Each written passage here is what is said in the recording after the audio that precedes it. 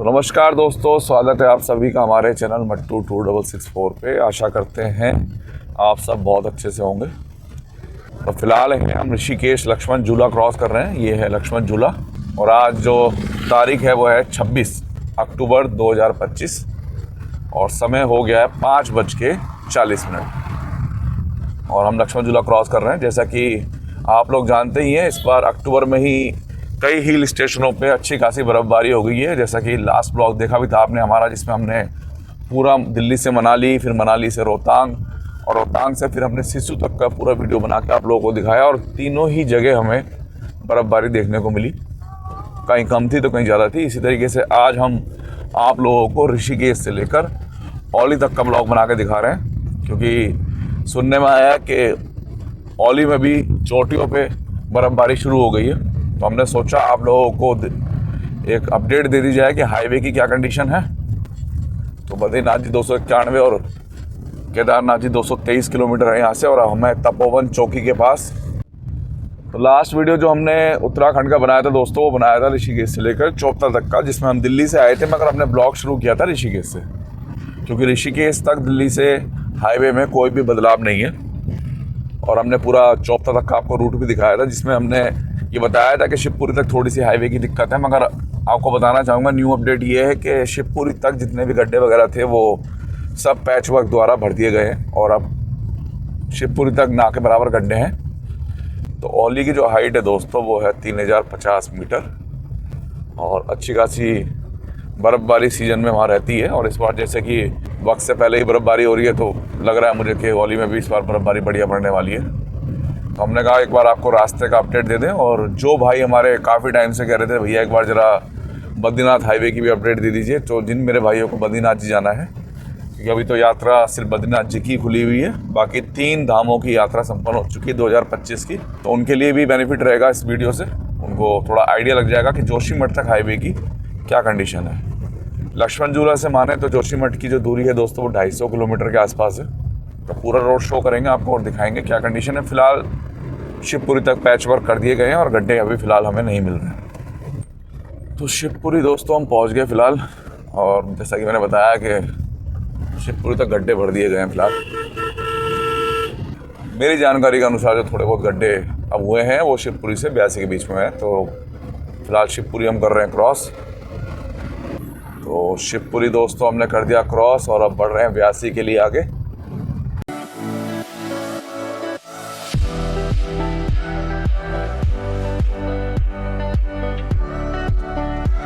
तो patch work ब्यासी से पहले हो गए हैं, काफ़ी दिख रहे हैं कि अभी फ्रेश ही हुए हैं। तो थोड़ा सा स्पीड आप अपनी कम ही रखें ब्यासी तक तो ज़्यादा बढ़िया।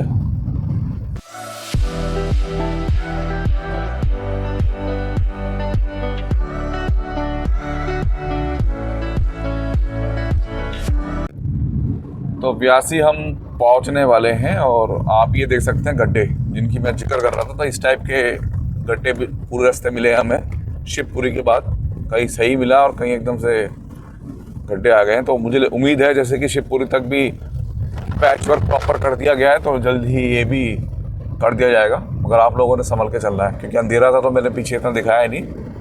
मगर इन 15 किलोमीटर में शिवपुरी से लेकर और आपका ब्यासी के बीच में सरप्राइज़ वाले गड्ढे आ रहे हैं जो एकदम से आ जाते हैं, तो थोड़ा संभल के चलें।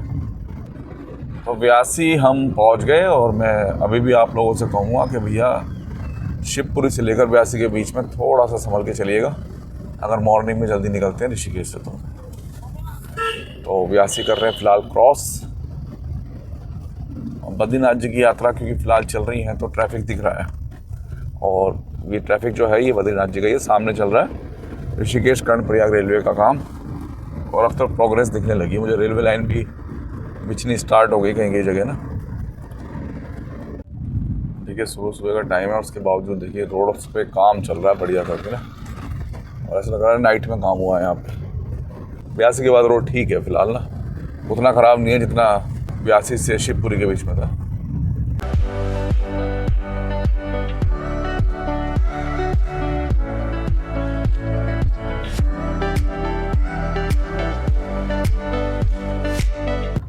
तोता घाटी दोस्तों फ़िलहाल हम क्रॉस कर रहे हैं, तोता घाटी।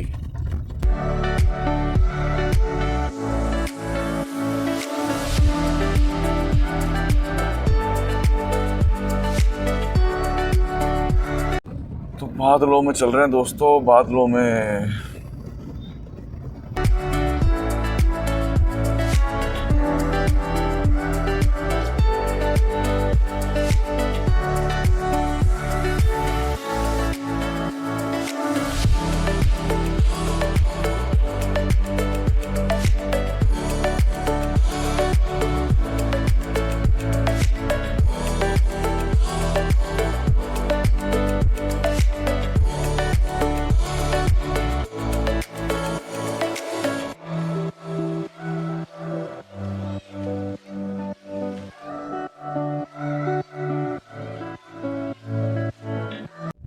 तो देवप्रयाग से पहले एक ये पॉइंट है जो अभी ना क्लियर नहीं हुआ है और इसको टाइम लगेगा थोड़ा सा ना। सबसे मेजर पॉइंट यही आता है देवप्रयाग से पहले, उसके बाद तो कुछ भी नहीं आएगा, सब क्लियर ही है फिलहाल। 3 दारा पहुँच गए दोस्तों, यहाँ पे अच्छे खासे होटल्स वगैरह है।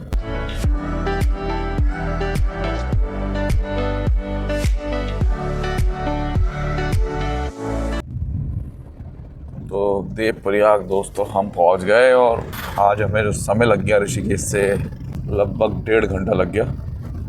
1 घंटा 30 मिनट लगा है हमें देवप्रयाग तक पहुंचने में, क्योंकि व्यासी से पहले थोड़ा व्यासी के बाद भी रोड इतना कंफर्टेबल नहीं है कि आप गाड़ी की गति मेंटेन कर सको। तो 60-65 किलोमीटर का ये रास्ता था और एवरेज स्पीड 40 ही आ रहा है अभी ना। तो देवप्रयाग दोस्तों हमने कर दिया फिलहाल क्रॉस। तो अब है दोस्तों हम देवप्रयाग श्रीनगर एक्सप्रेसवे पे। ये 35-40 किलोमीटर का जो पैच है ये बहुत फास्ट है और कोई दिक्कत भी नहीं है इस पर फिलहाल ना। तो करते हैं कवर और पहुंचते हैं जल्दी से श्रीनगर।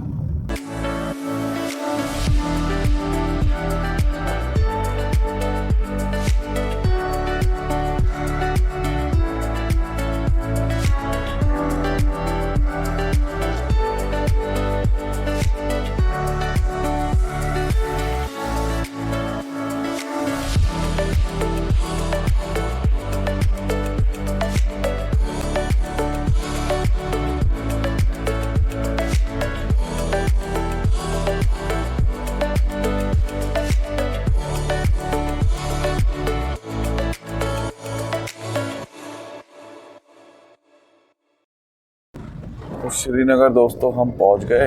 हमें जो समय लग गया बताया था आपको, लगभग 2.25 घंटे लग गए हमें यहाँ तक पहुंचने में ना। तो 1.5 घंटे में पहुंचे हम देवप्रयाग और वहाँ से लास्ट के 30-35 किलोमीटर को कवर करने में हमें 45 मिनट और लगे। तो 2.25 घंटे में हम वो लक्ष्मण झूला से श्रीनगर पहुँच गए।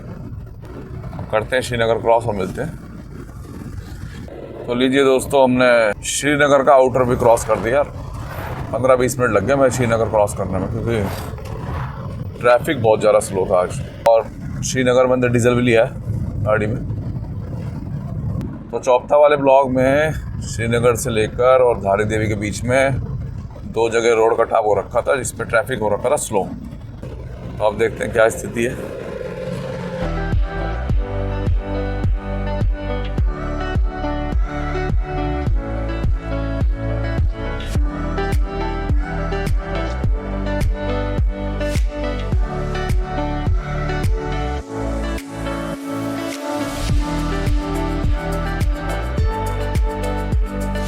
पहला पॉइंट तो आ गया, देखते हैं इसमें कुछ सुधार हुआ है या नहीं हुआ है, देखते हैं एक बार। जी हाँ, सुधार हो गया, पहले से ज़्यादा चौड़ा कर दिया गया है।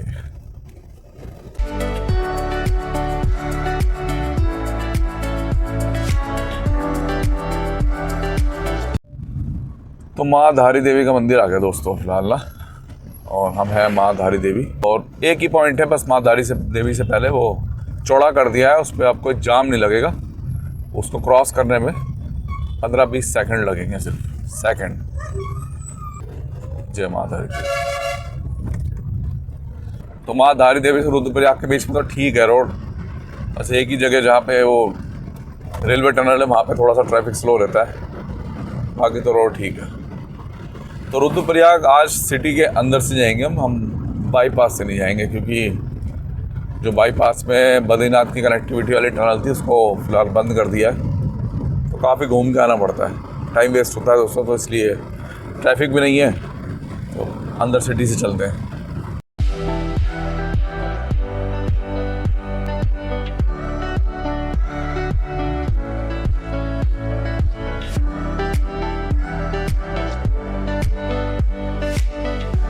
तो बस एक रुद्रप्रयाग से पहले ये वाला पॉइंट है जो काफ़ी सालों से डैमेज है, और सुनने में आ रहा है जो पीछे पुल गया था अभी आपने देखा भी होगा, और साइड में ऊपर आपको दिख भी रहा है, ये इस सारे हिस्से को आने वाले टाइम में बाईपास करेगा।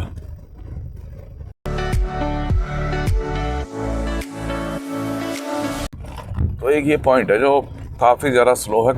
अगर ये पुल बन गया होता ना ये लेफ्ट साइड वाला, तो इससे हमें कब का छुटकारा मिल गया होता। इसे क्रॉस करने में भी दोस्तों काफ़ी टाइम समय लग जाता है हमें। तो यहाँ से वो कनेक्ट होना था पुल जो मैं दिखा रहा था वो। अब आपको रुद्रप्रयाग तक फर्स्ट क्लास हाईवे मिलेगा।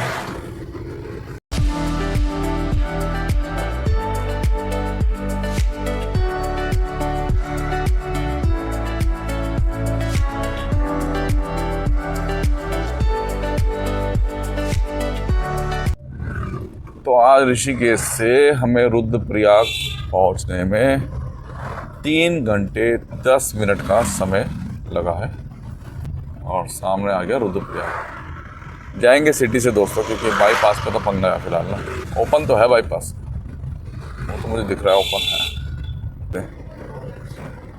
तो 3 घंटा 10 मिनट लग गए। तो चलते हैं आगे और आपको आगे का सफ़र दिखाते हैं।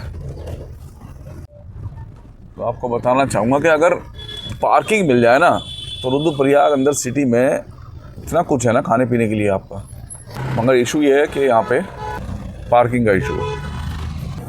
तो भैया 2 समोसे लिए हैं गोलू ने, तो भैया 30 रुपये के 2 समोसे लिए, खाते हैं फिर देखते हैं। गर्म है दोस्तों। रुद्रप्रयाग तक अगर हाईवे की बात की जाए तो जो स्लो है ना हाईवे वो आपका देवप्रयाग तक ही है। देवप्रयाग के बाद थोड़ा सा हम गति पकड़ते हैं, क्योंकि पैच वर्क हुए हैं तो गाड़ी थोड़ा भगाने का मन नहीं करता, और एक नॉर्मल गति में ही गाड़ी चलाते हैं हम। तो देखते हैं कि क्या स्थिति है रुद्रप्रयाग के बाद।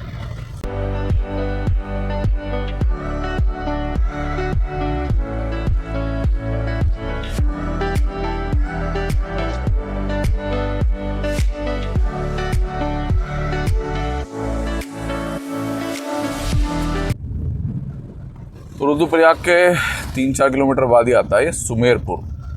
और देखिए बारिश तो कुछ नहीं रही, और यहाँ पे पानी इतना आ रखा है ना, ये रोड ही ख़राब हो रखा है फिलहाल।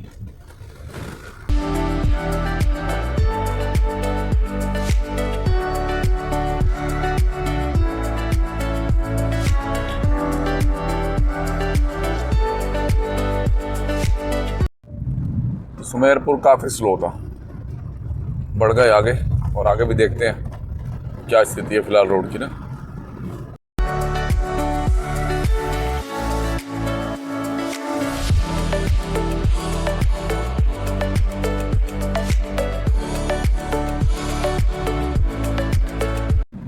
तो सुमेरपुर के बाद आता है रतूड़ा, और हम हैं फिलहाल रतूड़ा में।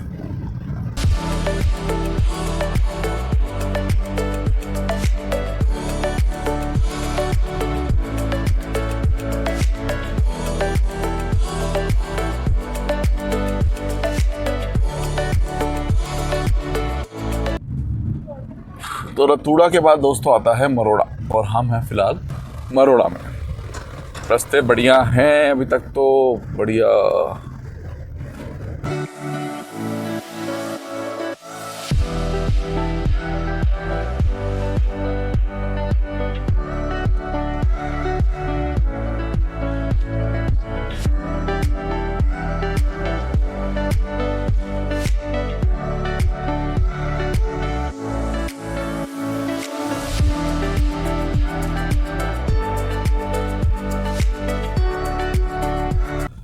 कर्णप्रयाग रह गया दोस्तों यहाँ से 14 किलोमीटर। और ये जो पॉइंट है ना, ये तो हमने अपनी वीडियो में भी शायद शो किया था उस टाइम पे ना, कि ये थोड़ा सा दिक्कत है इसमें ना। अब देखते हैं अब इससे क्या कंडीशन है। बहुत ज़्यादा मलबा आया हुआ ऊपर से, पूरी रोड ही ऐसा लग रहा है जैसे मलबे में बिछ गई थी।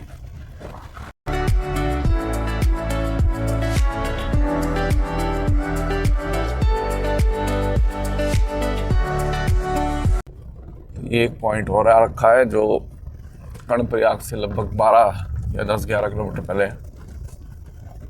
यहाँ भी ना दिक्कत है थोड़ी सी। तो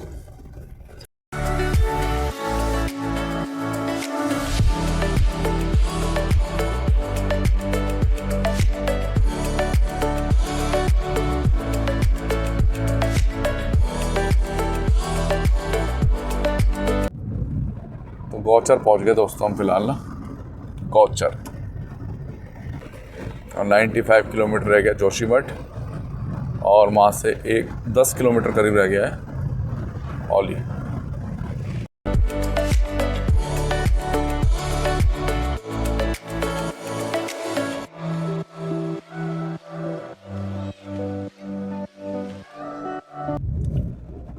रुद्रप्रयाग कर्णप्रयाग हाईवे की अगर बात की जाए तो रतूड़ा से गोचर के बीच में 2 पॉइंट ऐसे आते हैं जहाँ पे दिक्कत है, जो मैंने दिखाया आपको।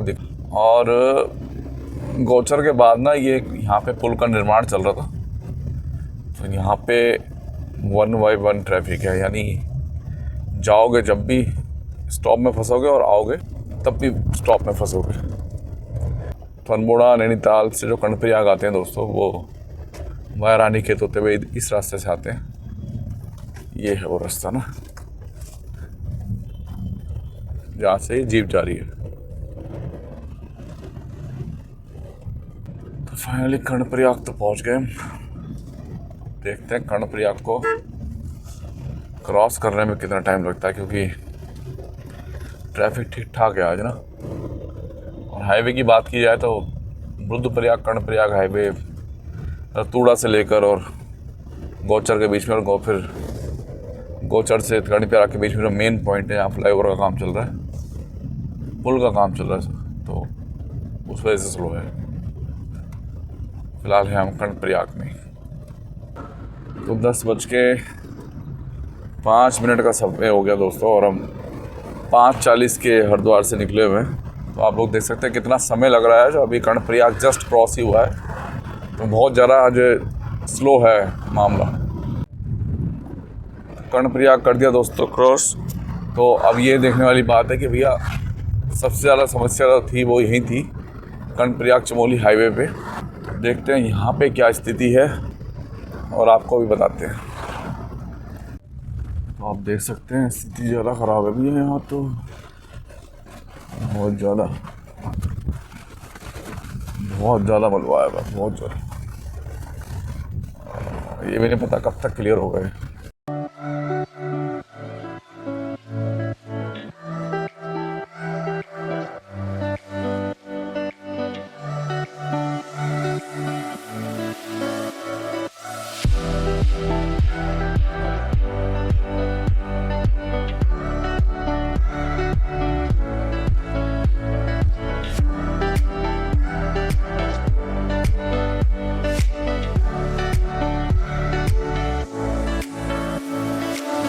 कर्णप्रयाग से 6-7 किलोमीटर आ गए हम। रास्ता बढ़िया है फिलहाल ना।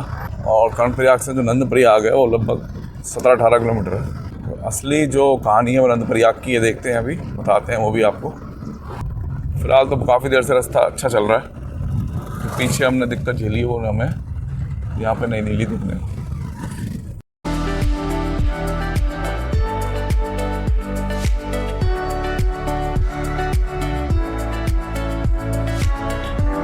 जनपद नंदप्रयाग में आपका स्वागत है। तो हम नंदप्रयाग में एंटर तो कर गए फिलहाल। अब देखते हैं नंदप्रयाग की क्या स्थिति है करंट में।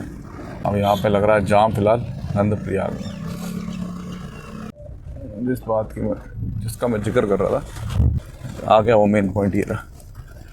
ये देखिए, हर बार पिछले 2 साल में सबसे ज़्यादा जो दिक्कत हुई है बद्रीनाथ धाम हाईवे पे, वो इसी की वजह से हुई है, आपका नंदप्रयाग वाले कट की वजह से।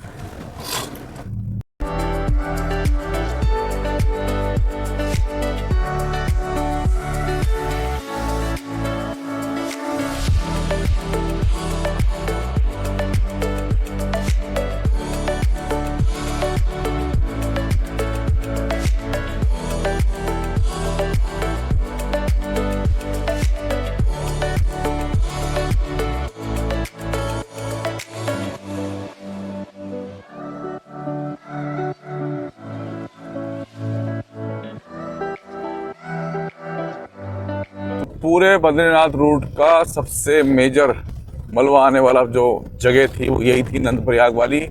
और पिछले 2 साल से यहाँ पे लगातार दिक्कतें हो रही हैं। ये क्लियर करते हैं, रोड को थोड़ा ठीक करते हैं और फिर से बारिश के दौरान यहाँ मलबा आ जाता है। तो 2 साल से यही दिक्कत झेल रहा है बद्रीनाथ हाईवे, नंदप्रयाग वाला जाम। और कई बार तो इसकी वजह से गाड़ियों को वाया चौपता ऋषिकेश या ऋषिकेश से वाया चौपता तुंगनाथ जी बद्रीनाथ भेजा गया है इस हाईवे की वजह से ही, क्योंकि ये इतना ब्लॉक हो जाता है कई बार खुलता ही नहीं है और यहाँ से कोई सेकेंडरी ऑप्शन फ़िलहाल नहीं है। नंदप्रयाग क्रॉस होने के बाद से रोड ठीक है अब।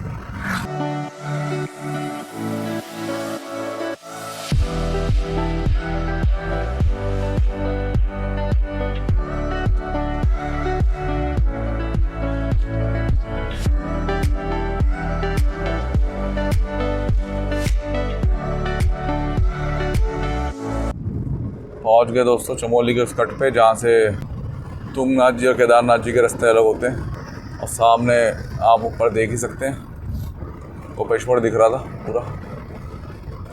रास्ता बढ़िया है, नो टेंशन।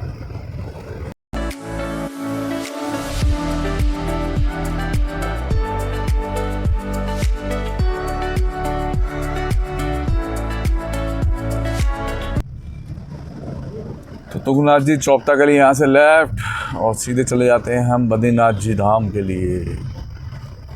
तो चमोली तक अगर रोड की बात की जाए तो कर्णप्रयाग के बाद सिर्फ नंदप्रयाग में ही एक दिक्कत दिखी थी और एक कर्णप्रयाग शहर में दिखी थी, बस। उसके बाद तो मैक्सिमम रोड हमें खाली मिला है और स्मूथ मिला है।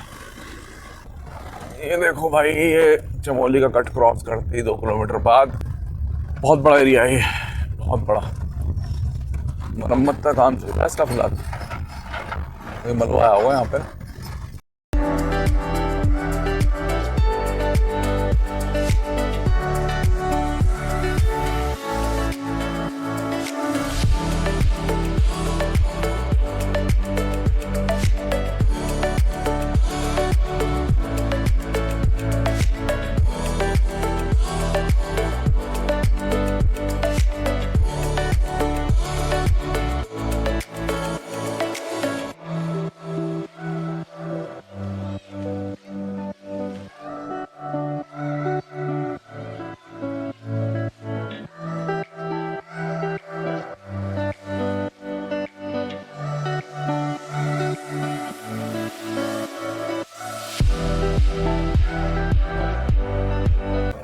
तो पीपल कोटी में आपका स्वागत है। पीपल कोटी पहुंचने वाले दोस्तों हम ना 41 किलोमीटर दूरी रहेगी क्योंकि मेरे हिसाब से जोशीमठ की।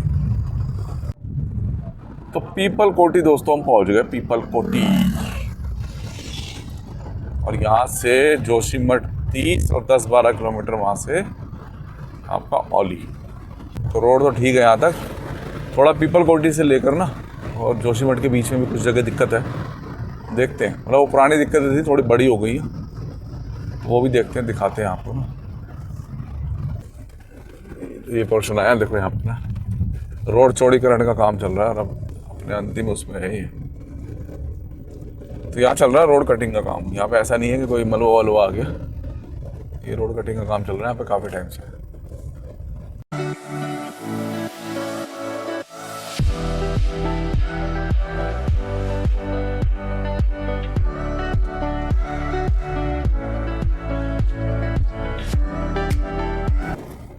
तो ये रोड बह गया दोस्तों और रोड कट करके दोबारा से रोड बनाया है, दोबारा से।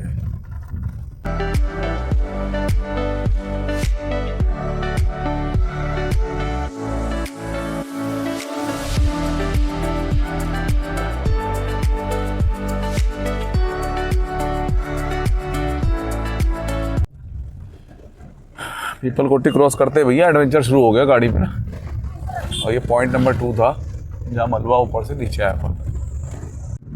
तो आपको बता दूं जोशीमठ का भी पूरा एक बाईपास तैयार होने वाला है और उम्मीद है 2026 एंड तक उसको कंप्लीट कर लिया जाएगा, ऐसा माना जा रहा है। और 2027 की जो यात्रा होगी आपकी बद्रीनाथ जी की, उसमें जो मेरे भाई चाहेंगे जोशीमठ जाना, हम जोशीमठ चले जाएंगे। और जो चाहेंगे कि नहीं यार हमें तो बाईपास होना है, तो बाईपास हो जाएंगे। तो उसकी भी जानकारी देता हूँ अभी आपको ना कि कहाँ से वो बाईपास निकल रहा है।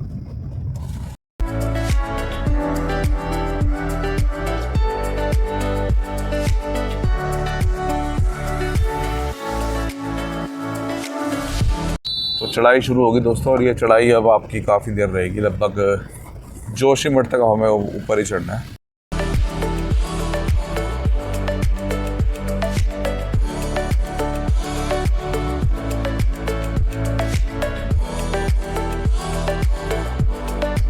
थोड़ा सा ये भी आया है एक पॉइंट ना, इसमें थोड़ा सा ये पत्थर जो ऊपर से गिरे थे और जो मलबा गिरा था, ठीक है इन्होंने क्लियर कर दिया। रोड साइड में भी थोड़ा सा क्लियर कर देना तो रोड को चौड़ाई मिल जाएगी पूरी अपने।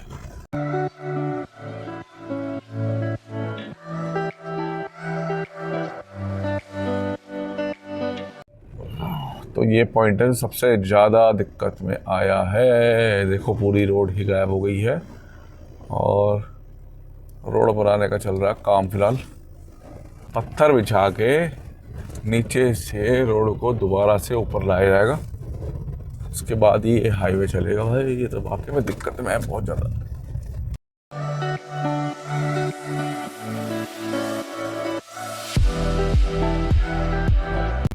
तो 2024 की बारिश में ये टनल को नुकसान हुआ था, जो कि ठीक कर लिया गया फिलहाल ना।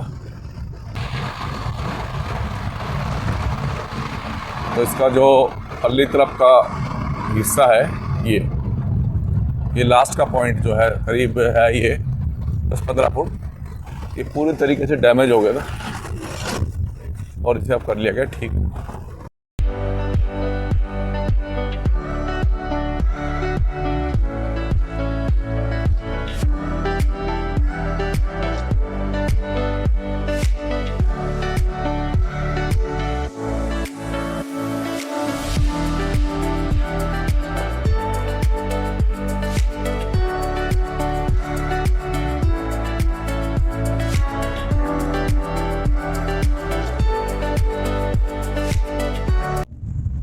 तो ये पीपल कोटी के बाद 4th जगह आई है ऐसी जहाँ पे रोड चला गया नीचे, और ये अब चौड़ा ही करना पड़ेगा इन्हें, और कोई इसका चारा नहीं है फिलहाल।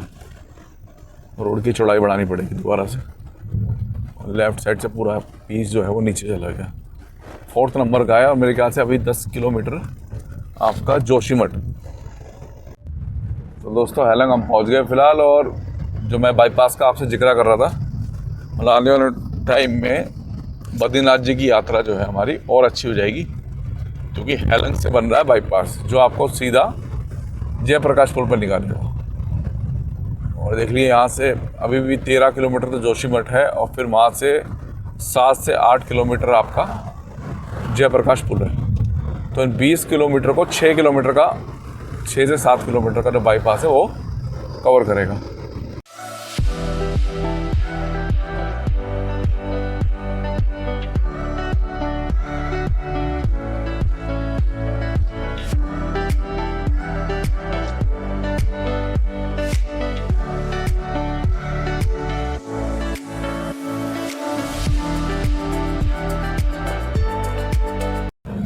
दोस्तों हैलंग से लेकर और आपका जोशीमठ तक खड़ी चढ़ाई रहती है। पहले तो ये रोड बहुत चौड़ाई में छोटा हुआ करता था, अब तो खैर बढ़िया हो गया, ये अच्छा खासा चौड़ा कर दिया रोड ये।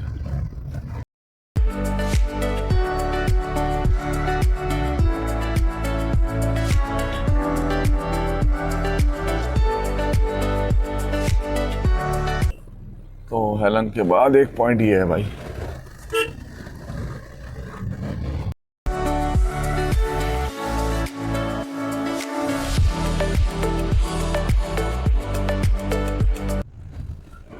ये भी दोस्तों हैलंग के बाद तीसरा पॉइंट है। रोड हो गई साफ, दोबारा से रोड बनाई जा रही है।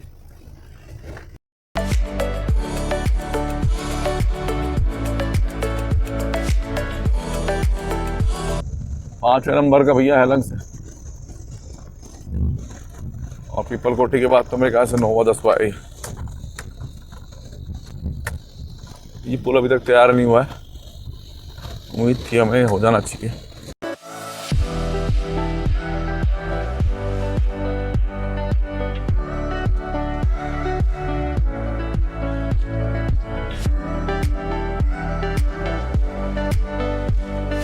स्थिति ख़राब है फ़िलहाल। अगर कुल मिला के गए बद्रीनाथ, औली, जोशीमठ हाईवे की, थोड़ा सा आपको समय लेके आना पड़ेगा कि यहाँ पे आप लगेगा आप लोगों को समय, इतना स्मूथली नहीं जा पाओगे आप।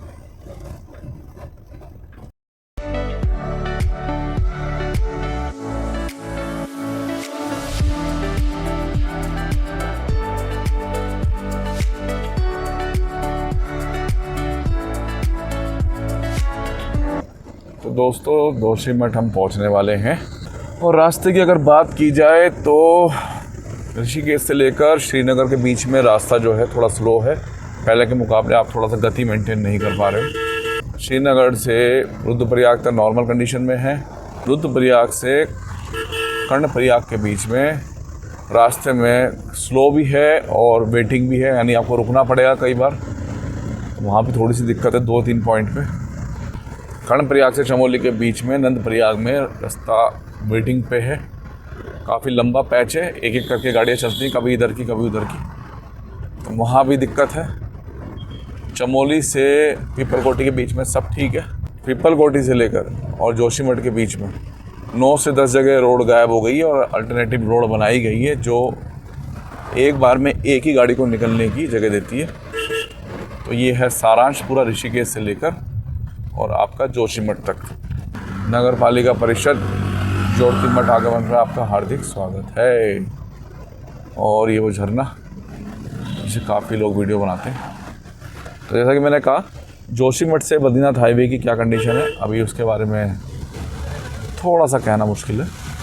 अच्छी कंडीशन में होगा, यात्रा तो चल रही है तो मुझे लगता है अच्छी कंडीशन में ही होगा। तो की बात बताऊँ मैं आपको तो आप भी सुन के हैरान लग जाएंगे कि हमें 6.5 घंटे से ऊपर हो चुके हैं ऋषिकेश से चले हुए, लगभग 6 घंटा 40 मिनट हमें हो गए। और अगर हम पेट्रोल भरवाया जो और 2 बार वॉशरूम के लिए गाड़ी रोकी है और एक बार रुद्रप्रयाग में समोसे लेने के लिए, उन सबको हटा दे तो आधे घंटे का ब्रेक है, तब भी 6 घंटे से ऊपर लग गए हमें। 6 घंटा 10 मिनट 6 घंटा 15 मिनट लग गए सिर्फ जोशीमठ तक पहुंचने में। अब यहाँ से औली का अलग है हिसाब किताब, उसमें देखते हैं कितना समय लगता है। तो ये हमें समय लग गया और अब तक का जितनी बार भी हमने बद्रीनाथ जी तक का ब्लॉग बनाया उसमें सबसे ज़्यादा जो समय लगा है इस बार हमें जोशीमठ तक लगा है। कभी भी हम इतने लेट जोशीमठ ऋषिकेश से नहीं पहुँचे। तो देखिए पॉइंट आ गया हो, यहाँ से रास्ते अलग अलग होंगे अब ना। तो उस पॉइंट पर पहुँच गए दोस्तों जहाँ से सीधे चले जाएँ तो जोशीमठ और ऊपर चले जाएँ तो औली के लिए। और यहाँ से हम आए हैं फ़िलहाल। रास्ता बढ़िया है, रास्ते की तो कोई दिक्कत है नहीं, बस स्लो बहुत है, टाइम ज़्यादा लगने वाला है। बाकी ऐसा नहीं है कि आप आ नहीं सकते, ये यहाँ का नज़ारा। तो पहले भाग को दोस्तों ये समाप्त करते हैं और दूसरे भाग में हम आपको यहाँ से औली तक का पूरा लेके चलेंगे, रास्ता भी दिखाएंगे, प्लस आपको ये भी दिखाएंगे कि औली में हम कहाँ कहाँ जा सकते हैं, क्या रेट है, सब डिटेल्स बताएंगे। उड़न खटोला चल रहा नहीं चल रहा वो भी बताऊँगा। फिलहाल देखिए यात्रा करके लोग जा रहे हैं, ऐसा नहीं है यात्रा नहीं हो रही। तो मिलते हैं अगले भाग में।